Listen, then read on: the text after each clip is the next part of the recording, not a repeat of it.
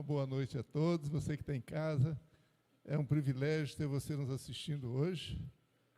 E hoje nós vamos estar dando continuidade ao tema do mês, que é maturidade. O Vitor começou fazendo uma analogia, inclusive lembrando, né, que na Bíblia o Senhor se refere ao cristão imaturo como se fosse um bebê, né? E aí fez várias analogias com a filhinha dele, atitudes que ela tem.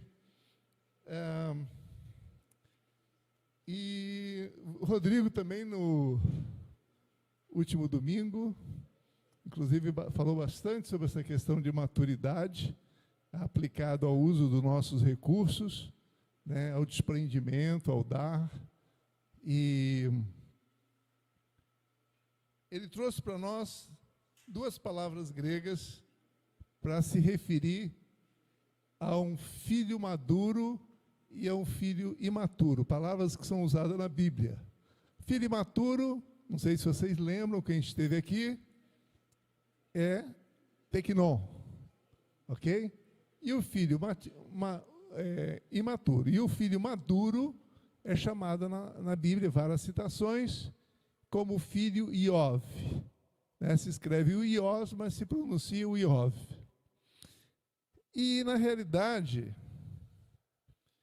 então, hoje nós vamos estar dando seguimento a essa linha de, por exemplo, falar de um filho imaturo, de um filho maduro, mas antes eu queria orar, eu tenho sentido um pouco diferente da manhã, alguma interferência espiritual agora. Então eu te peço agora que, Espírito Santo, que você venha me ajudar na ordenação dos meus pensamentos, e eu quero repreender em nome de Jesus todo espírito de dispersão, de confusão aqui nessa sala. No nome santo de Jesus. Eu repreendo agora todo espírito de dispersão. Obrigado. Então, assim, né, filhos teknon, né, têm atitudes imaturas, né, o Vitor citou, como eu falei, vários exemplos, né, e filhos maduros são orgulho dos pais. Outro dia eu estava na escola de negócios, Fernando estava lá comigo, e tem um senhor lá de Brasília, e ele estava assim relatando com muitos detalhes o quanto orgulho ele tem do filho dele, o quanto ele é grato a Deus por ter permitido dar uma educação, né, a ele. E, em suma, o filho é médico e ele chegou em alguns lugares, e onde ele chega as pessoas falam: puxa, você é o pai do fulano, cara, que coisa, seu filho é maravilhoso. Então, a gente fica pensando, né, nosso Deus Pai, possivelmente, ele pensa a mesma coisa, ele deseja a mesma coisa dos seus filhos, né? Que quando a gente chega em algum lugar, as pessoas falam: cara, esse cara é diferente, esse cara tem alguma coisa diferente, né? E, na realidade, isso a gente vê em Mateus 5,16, a expressão, Mateus 5,16, a expressão. Já está projetando? Rafael? Ok, Mateus 5,16. Lembra? Eu vou falar a escritura e você joga. 5,16 expressa exatamente o que Deus espera de nós como filhos maduros quando nós chegamos num lugar. Diz assim: assim brilhe a luz de vocês diante dos homens, para que vejam as suas boas obras, né, e glorifiquem ao Pai de vocês. Mesma coisa que esse senhor estava relatando, né, para mim com tanto orgulho. Puxa vida, como meu filho me honra, né? Eu sou muito grato a isso, né?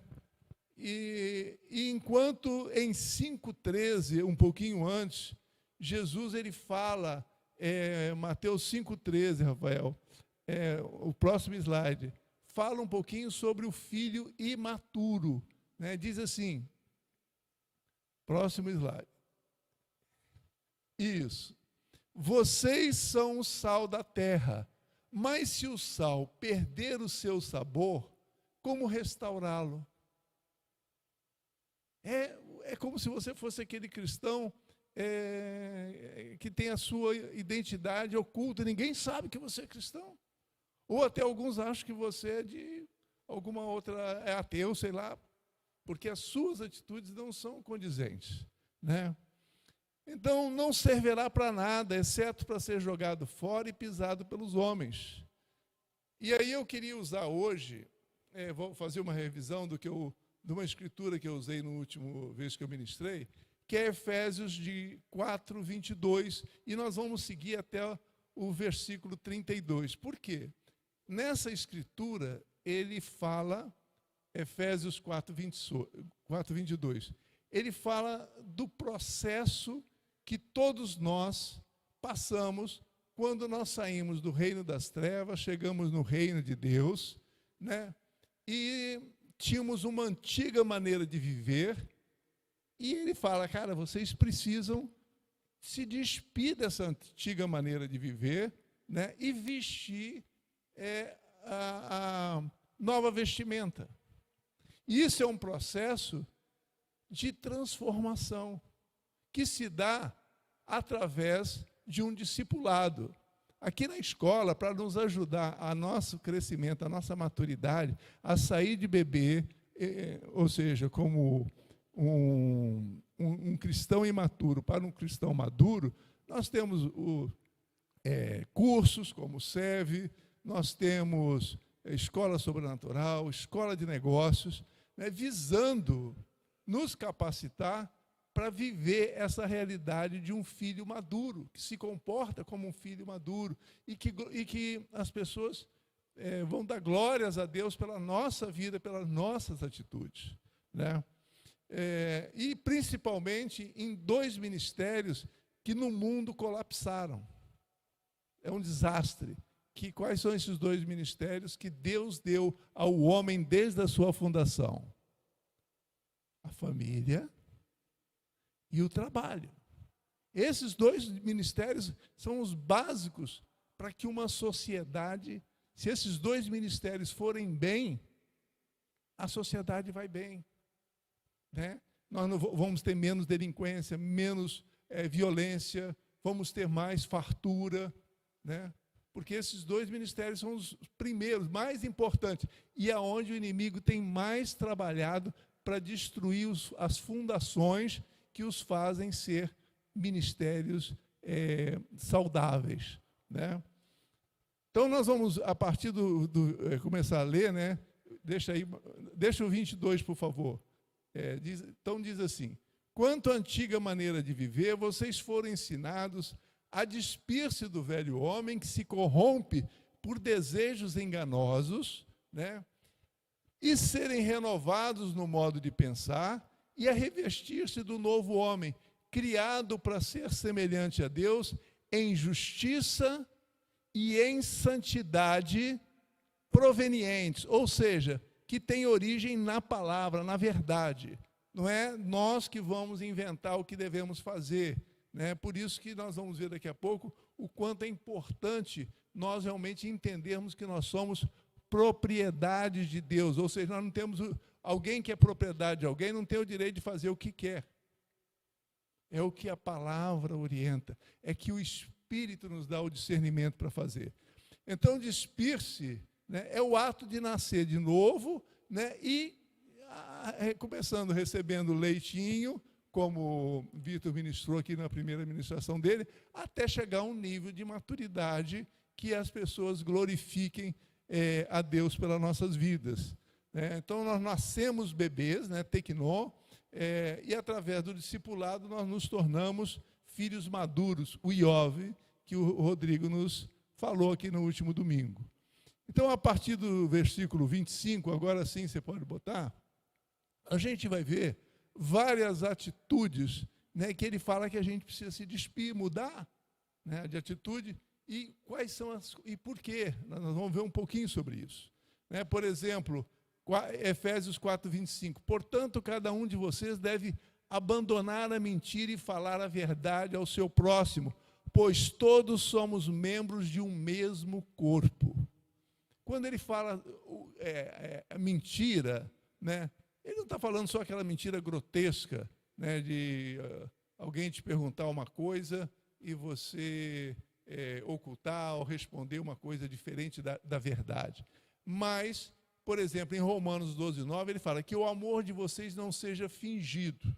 Então, o fingimento, né, também é uma mentira, né? A falta de transparência nossa, por exemplo, ao dar um feedback, né, não dando feedback, o Rodrigo insiste muito, gente, nós temos que aprender a receber feedback, aprender a receber, ou seja, um retorno daquilo que nós fazemos, né, alguém que está observando, nos ajudar a melhorar, né? Então, a falta de transparência, o medo de querer ofender, às vezes, muitas das vezes, é a causa da gente não dar feedback, é uma mentira. E a gente não pode cometer esse tipo de coisa, porque a gente vai deixar uma situação que desagrada a Deus continuar, né? Por exemplo, elogiar na frente, falar mal, isso no ambiente de trabalho é muito comum, principalmente quando tem alguém que anseia a posição de quem está em cima, né? É tentar minar aquela liderança, aquela pessoa, né? Através de alimentando fofocas, jogando pequenas palavras que insinuam, né, alguma coisa.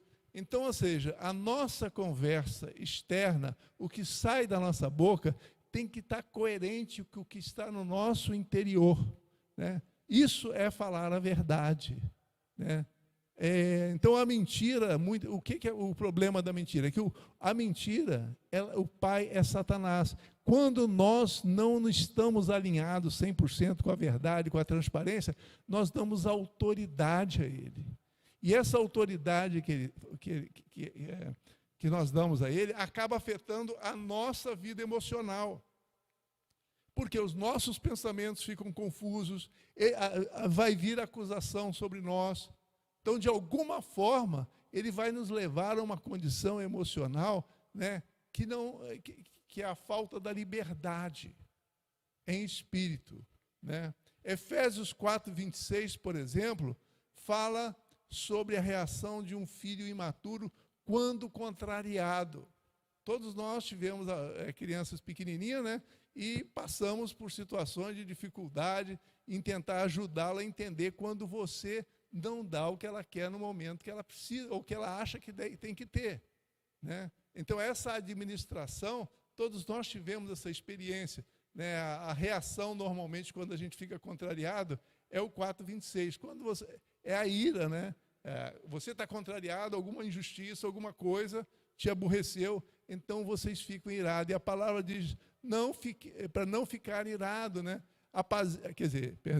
Quando vocês ficarem irados por coisas que fogem assim, o nosso controle, o nosso controle, não pequem, apaziguem a sua ira antes que o sol se ponha e não deem lugar ao diabo. Então, o filho imaturo, ele fica irado facilmente, quando contrariado, né? E nesse mundo, o que mais nos falta é razão para nós ficarmos irados. Basta você toda manhã abrir o seu Instagram, né? As notícias, a política, as coisas que estão acontecendo, né? Há muitas razões para nós ficarmos irados. E esse é o trabalho do inimigo, roubar a nossa paz, né? Já no primeiro dia da manhã. Então, por exemplo, eu tomei uma decisão de eu não iniciar o meu dia com esse tipo de informação, e nem ir dormir ouvindo o Jornal Nacional ou qualquer outro jornal de TV, porque eu vou me aborrecer, né? E eu tenho que também me proteger, né? Então, Mateus 39, 5:39, ele trata de uma reação de um filho maduro quando ele está numa situação de injustiça, alguma coisa que o aborreceu muito. Ele fala assim, não resistam ao perverso. Se alguém o ferir na face direita, ofereça-lhe também a outra. E se alguém quiser processá-lo e tirar-lhe a túnica, deixe que leve também a capa. Se alguém o forçar a caminhar com ele 1 milha, vá com ele 2, né? Já Efésios 4:29, né, nós vemos a atitude do filho imaturo, né? Efésios 4:29, Rafael. Efésios 4:29 qual é a reação do filho imaturo, de um bebezinho, de uma criança de 2, 3 anos, quando não tem aquilo que ele pediu? É gritar, é espernear, né? E isso, na realidade, acontece na maioria de nós como adultos, né? Nos comportamos como bebês, né? Esperneamos, gritamos, né? Então, nenhuma palavra torpe saia da boca de vocês, mas apenas a que for útil para edificar os outros, conforme a necessidade, para que conceda graça aos que ouvem. Né? Eu contei para vocês que antes, logo, a primeira experiência sobrenatural que eu tive foi quando eu li João. Eu não vou contar toda a experiência, eu vou contar a última, porque tem a ver com o que nós estamos falando. Quando eu li, eu estava lendo a Bíblia e li João 12, 24, que falava exatamente sobre nós quando chegarmos à terra. Falava assim, se o grão de trigo, quando chegar à terra, né, não morrer, fica ele só, mas se morrer, dará muitos frutos. Né? E aí depois de ler isso, me levou à minha infância, eu vi aquela experiência de eu plantando milho e tal, mas a última visão que eu tive foi qual? Um casal no centro de uma casa, de uma sala quadrada, discutindo asperamente. E no canto um casalzinho de filhos, a idade 5, 6 anos, olhando de mãozinhas dadas, assustado. E aí o Espírito Santo me fez uma pergunta: como pode essa família prosperar? Então vocês vejam bem, recém-convertido, eu fui levado a 2 experiências. Uma para entender do mercado de trabalho, que nós vamos falar até um pouquinho depois sobre isso, sobre trabalho. E a segunda, sobre família. Só que apesar de eu ter visto com meus olhos em visão, ter entendido, porque quando acabou a visão eu falei, entendi a vida. Agora, pergunta se eu consegui praticar isso dentro de casa. O Espírito Santo falou em visão comigo, me deu a chave. Não, meus irmãos. Eu, muitas das vezes, dentro de casa com a minha esposa, eu funcionei como tequinon quando eu estava aborrecido, como filho imaturo, escandalizando meus filhos, escandalizando um vizinho que poderia estar ouvindo. Terrível, terrível. Então, meus irmãos, nós não podemos contrariar, principalmente em família, no ambiente de trabalho, o padrão do reino de Deus. E o padrão do reino de Deus é: marido, ame com todas as suas forças a sua esposa. Esposas, aceite, né, a morte do seu ego e se submeta a seu marido. Ore por ele, para que Deus dê sabedoria a ele, discernimento. Esse é o padrão, não adianta querer inventar outra coisa para ter paz em casa. O filho, né, o ioso, o filho maduro, aborrecido, ele pratica o que o Senhor me mostrou ali, João 12, 24, é a morte do ego. Ou o que está em Lucas 9, 23, negue-se, meu filho, a si mesmo, tome a sua cruz, siga, e fica na cruz, na sua ira, tentando se apaziguar o seu coração, mas não reaja como um filho tequinon, um filho imaturo, como se você não tivesse ainda conhecido o Senhor Jesus, como você agia antes de conhecer o Senhor Jesus, né? Quando contrariado, né? Olha só o que Tiago fala de um filho maduro, né? Um filho que sabe controlar as palavras que saem da boca. Ele fala: se alguém não tropeça no falar, tal homem é perfeito.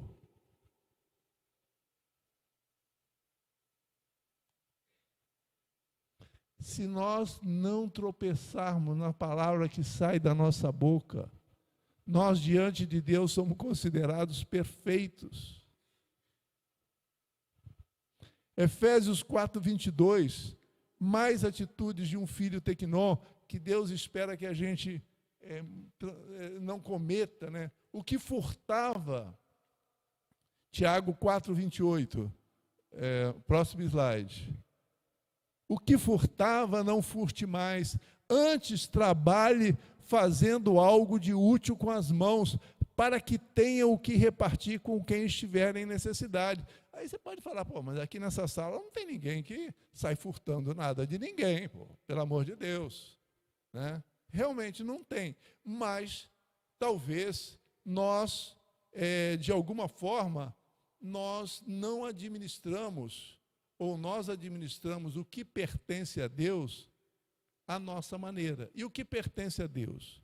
Nosso corpo, nossos pensamentos, nossa família, nosso trabalho, nossos bens. O Rodrigo falou muito sobre isso aqui domingo passado. Então, nós não administrarmos, ou seja, continuarmos administrando para satisfazer nossos desejos egoístas, é voltar a ser como um filho imaturo, filho que ainda não começou o processo de maturidade, não cresceu, né? Furtar, por exemplo, é fazer um trabalho de má vontade, é entregar um produto, um serviço de má vontade, de baixa qualidade. Isso é furtar. Por quê? Porque a palavra de Deus diz que o nosso trabalho, né, é um trabalho como se nós fizéssemos para Deus.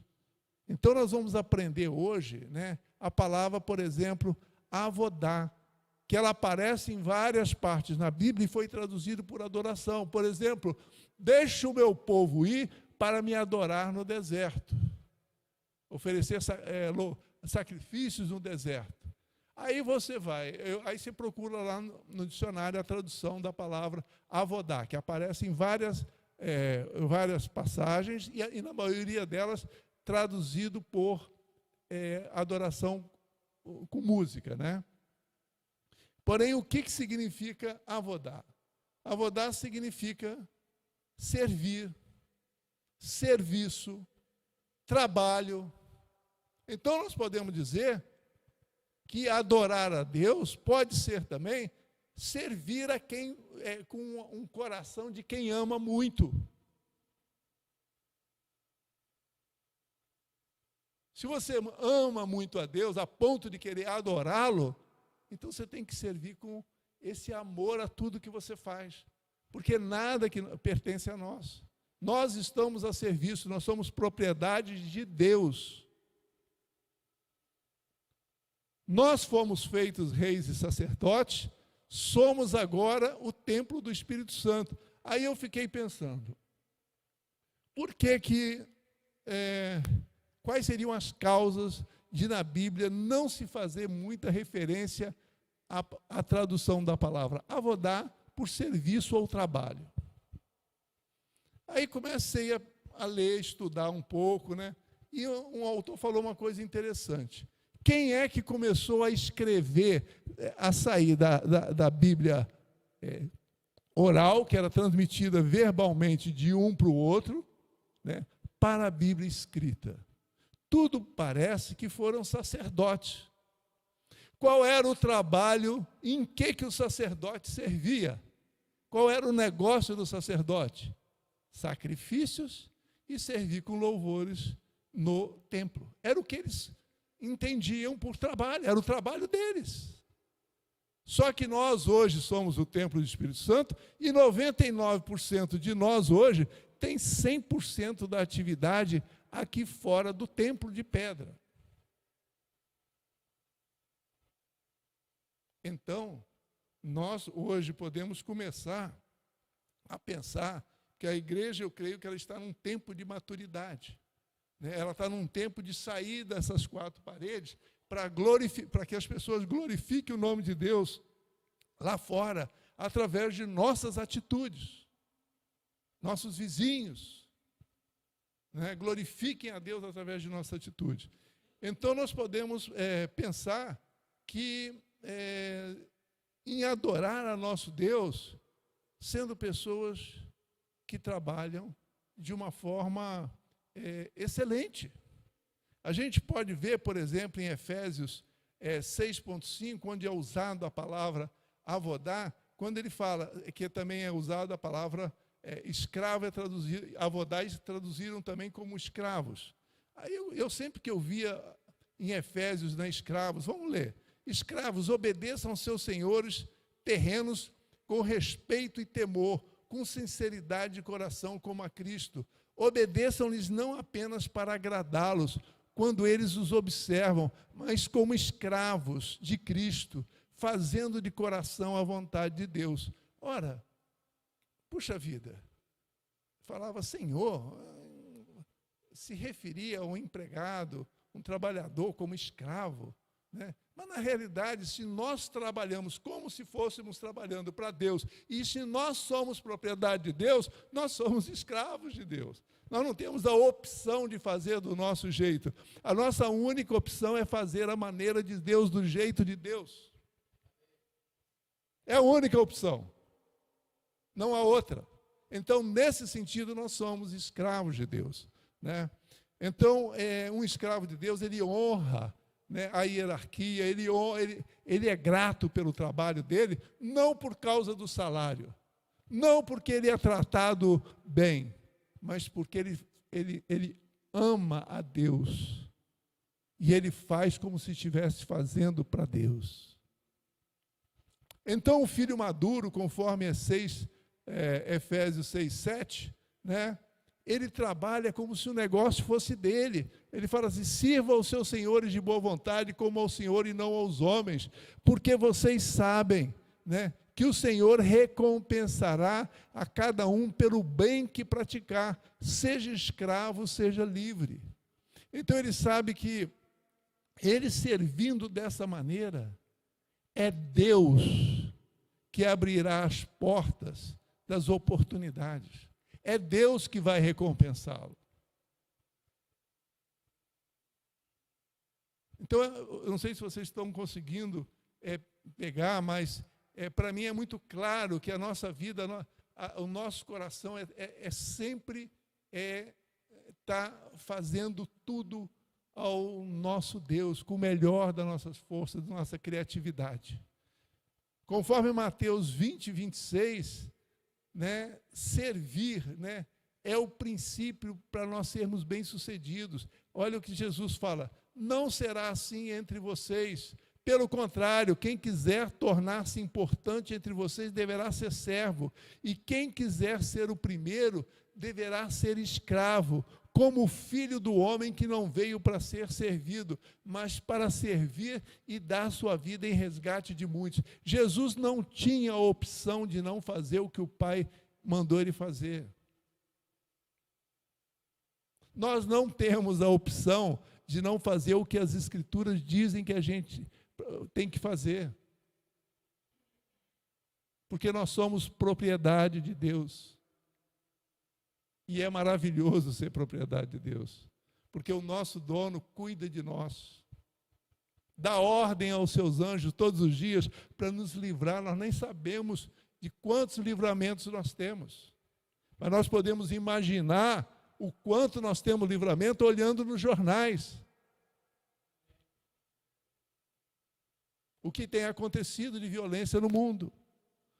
Então, para começar a encerrar, eu gostaria de tratar uma das questões que eu acho mais importante e que para a nossa vida diante de Deus, que está em Efésios, terminando quase, 4:32. Diz assim: sejam bondosos e compassivos uns com os outros, né? Perdoando-se mutuamente, assim como Deus perdoou vocês em Cristo. Meus irmãos, quantas coisas erradas eu fiz na minha vida, ainda faço. Que direi, e Deus tem sido misericordioso. Que direito eu tenho de olhar para alguém com o dedo?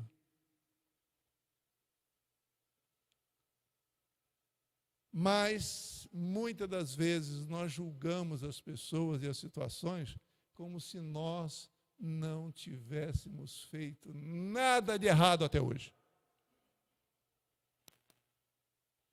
Jesus, em Mateus 9,13, lembrou Oséias 6,6. Vão aprender o que significa isso. Desejo misericórdia, não sacrifícios. Pois eu não vim chamar os justos, mas os pecadores. Então, o nosso trabalho, quando nós vemos algo que está fora do padrão, é ajudar com sabedoria, levar a pessoa ao arrependimento e uma mudança. Como nós estamos nesse processo de arrependimento e mudança. Lembrando que todos nós falhamos, meus irmãos. E em Mateus 7,1 tem a advertência. Não julguem para que vocês não sejam julgados, pois da mesma forma que julgarem, vocês serão julgados, e a medida que usarem também será usada para medir vocês. E aí, quando eu estudava isso, eu lembrei de Davi. Lembra da história? Davi pecou, aí o profeta Natã foi lá ter com ele. E aí o Natã contou uma história, antes de chegar ao fato do pecado de Davi.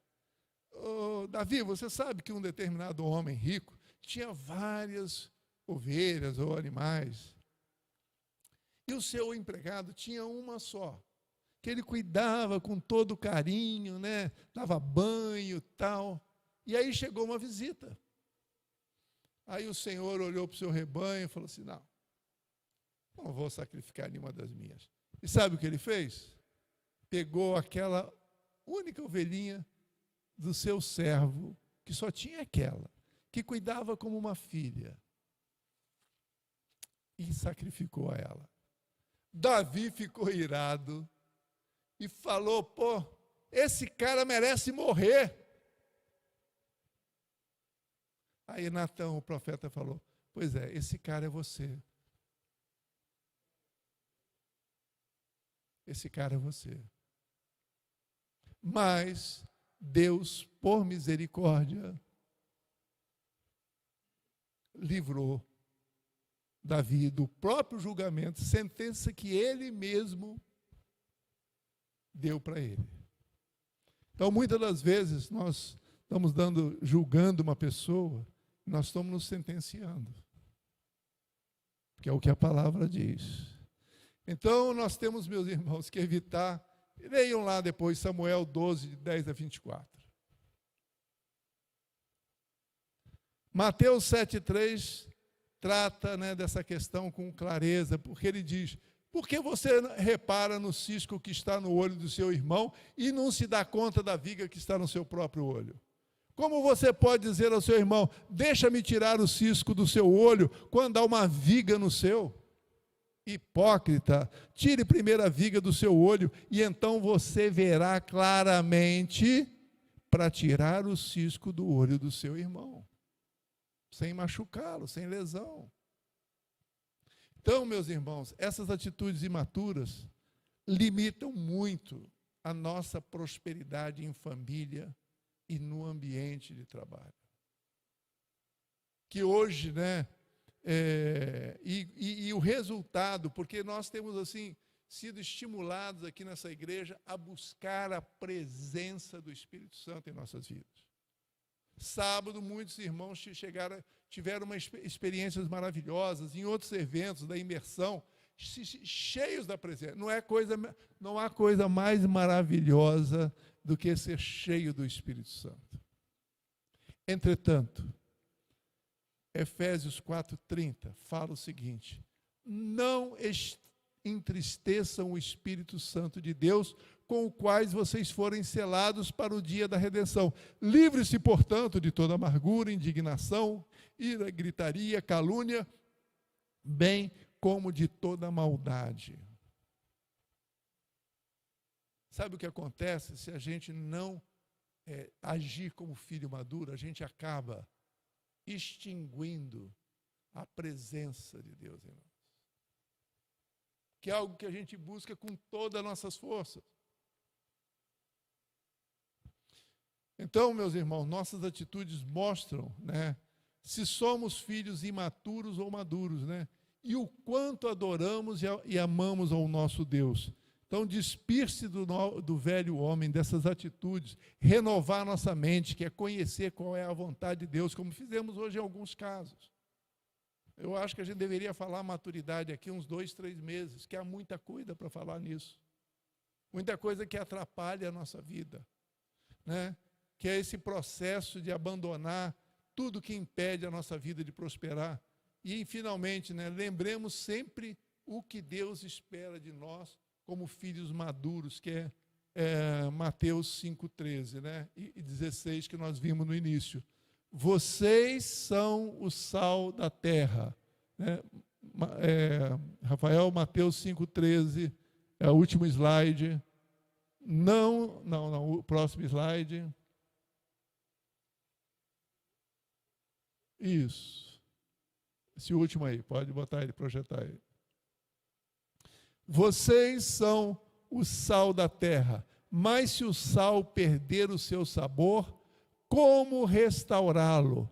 Não servirá para nada, exceto para ser jogado fora e pisado pelos homens. Assim como filhos maduros, assim brilhe a luz de vocês diante dos homens, para que vejam as suas boas obras e glorifiquem ao Pai de vocês que está no céu. Então, meus irmãos, agora eu queria que nós tirássemos um tempinho, né, para fazer um tempo de pedir ajuda ao Espírito Santo.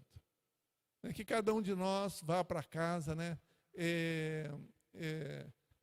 As mudanças de coisas da nossa natureza não acontecem de uma hora para outra, não vão acontecer com falatórios, né? Eu falo para minha esposa, Marlene, percebe há quantos anos nós somos casados e o que você está me falando agora é uma coisa que você já me fala desde que nos casamos. Então não fique tão irritada, né, não se aborreça tanto com isso. Porque senão, o final, todo mundo já sabe qual é. Um aborrece o outro, e daqui a pouco você tem a gritaria. Então, meus irmãos, eu peço agora ao Espírito Santo que venha revelar dentro de nós coisas que nós estamos agindo, fazendo, atitudes que são de filhos imaturos, filhos tequinó. Nós queremos, o Espírito Santo, que o Senhor nos ajude a sermos filiosos, nós queremos agradá-lo, Espírito Santo. Nós queremos a sua presença todos os dias de nossas vidas. Ajuda-nos a sermos melhores maridos, melhores esposas, melhores empregados, melhores empresários, Senhor, fazendo tudo com excelência. E nós, como filhos, ajuda-nos a entendermos a importância que no seu reino a palavra-chave é obediência. Ajuda-nos a sermos obedientes como Jesus foi obediente, né? Se comparando a um escravo, né? Sem direito de questionar ao Deus Pai. Meu Deus e meu Senhor, ajude-nos nesse processo de maturidade. Ajude-nos, Senhor, a sermos filhos maduros, no nome santo de Jesus. Muito obrigado. Amém. Amém, meus irmãos. Obrigado.